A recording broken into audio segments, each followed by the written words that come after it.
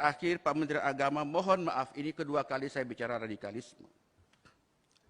Pak Menteri Agama gagal faham mengenai fungsi-fungsi agama dan fungsi-fungsi pendidikan di Kementerian Agama di Republik kita yang tercinta ini. Tanpa ingin mengecilkan Pak Menteri Agama, tidak sama sekali. Tidak ada sifat alih tahir mengecilkan siapapun. Tetapi kita bicara soal check and balances, maka saya hanya ingin bicara. Bapak ini cocoknya jadi Menteri Pertahanan Keamanan, menjadi Menteri Menko Polhukam, ketimbang Menteri Agama. Saya mohon maaf, karena idealisme yang dibangun oleh kementerian ini tak terbawa. Saya mengistilahkan ideologi ditinggalkan, sejarah tak terbawa. Kenapa demikian? Karena pernyataan-pernyataan Kementerian Agama kontraproduktif terhadap program-program dan anggaran kita.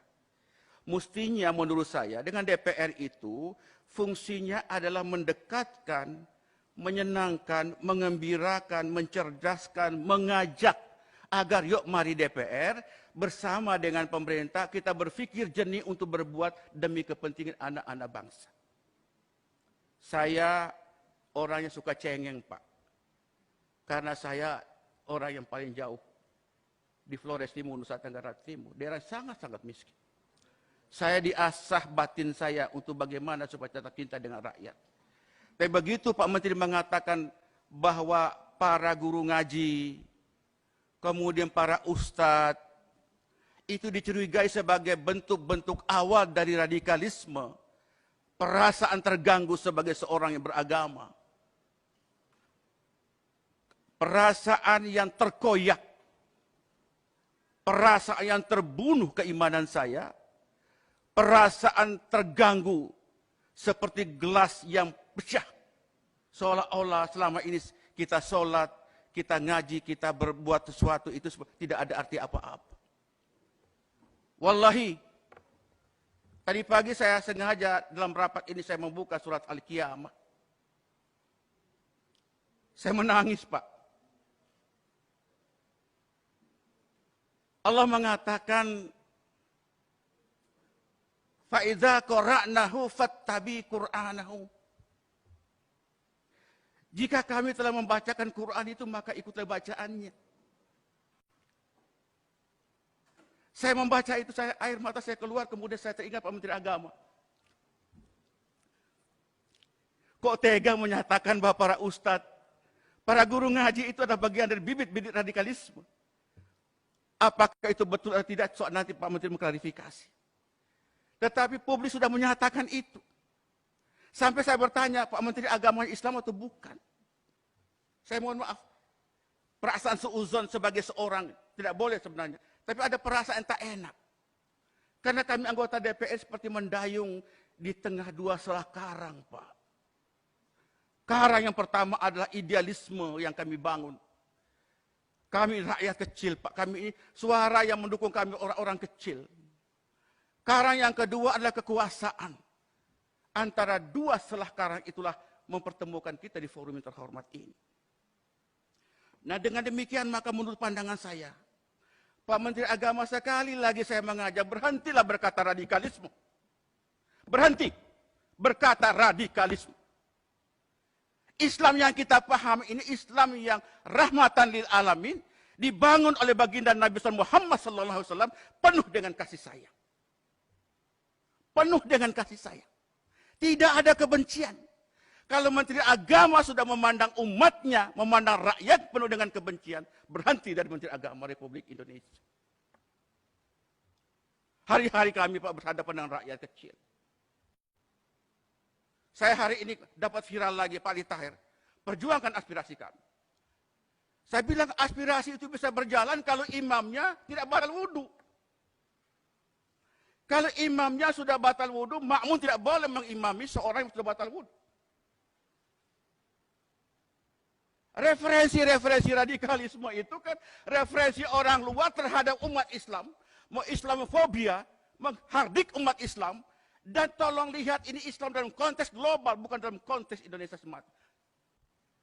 Nah, oleh karena itu kami merasa sakit, Pak. Luar biasa. Saya baru habis takziah dengan Pak Mali Fajar. almarhum wali, baru sampai.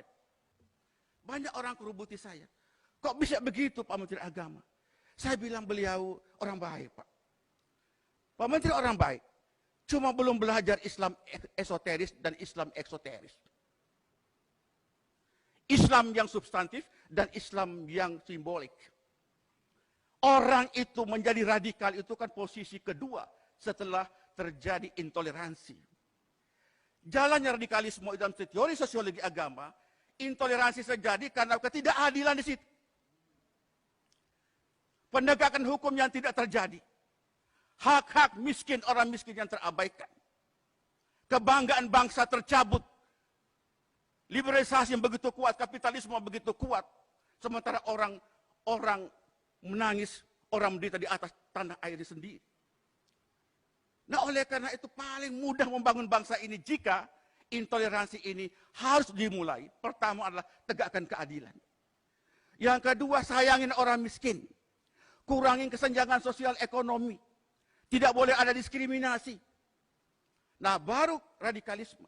Radikalisme terjadi apabila tiga faktor-faktor tadi bisa dijalankan dengan baik. Baru terakhir itu baru terorisme.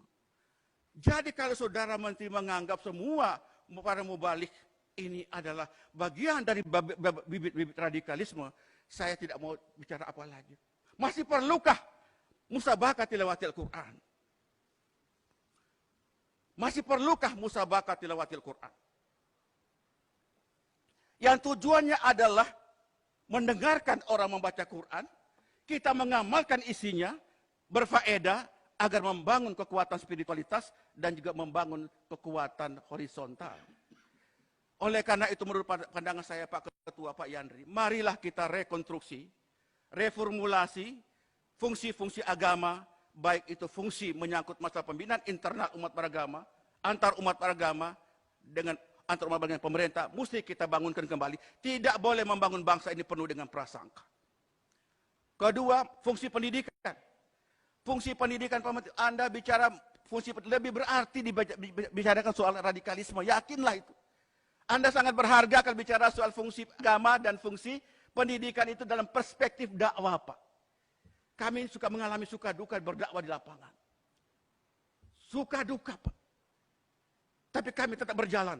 Nah, oleh karena saya menghimbau Pak Ketua, menurut saya sependapat jika hari ini kita tidak lagi membicarakan anggaran dulu, clearkan dulu anggaran, supaya fokus programnya, money follow function, money follow value, dan money follow macam-macam itu di-clearkan dulu, baru setelah itu kita bicarakan rapat berikutnya, supaya maksud dan tujuan anggaran ini dapat fokus sesuai dengan tujuan anggaran belanja kita. Demikian, mohon maaf jika ada berlebihan, tetapi rasa rindu kita kepada kekuatan bersama, check and balances dalam kehidupan berbangsa dan bernegara itu menjadi penting adanya buat kita. Nasrun minallah wa fathu fari wa basyiril mu'minin wallahu muwafiq ila aqwamit thoriq. Assalamualaikum warahmatullahi wabarakatuh. Pak Ketua, tadi sebetulnya belum selesai